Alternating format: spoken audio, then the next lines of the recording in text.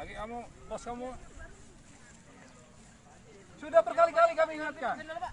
Untuk membiasakan ASN di lingkungan pemerintah Kabupaten Banyuasin disiplin dalam bekerja dan berpakaian, Satuan Polisi Pamong Praja Banyuasin melakukan razia bagi ASN yang menggunakan sandal saat jam bekerja.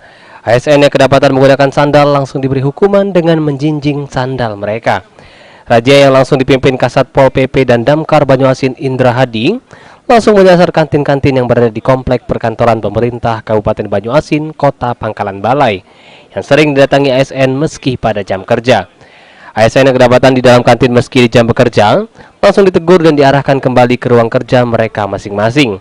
Indra Hadi menegaskan jika razia disiplin ASN akan terus dilakukan agar ASN terbiasa disiplin dalam bekerja sesuai dengan peraturan dan surat edaran Bupati.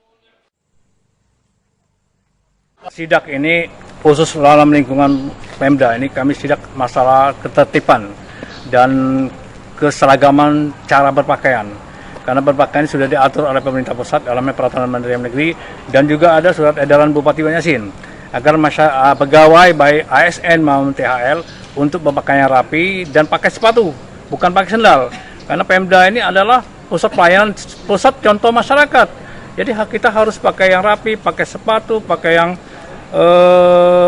pakai atribut dan sebagainya lainnya.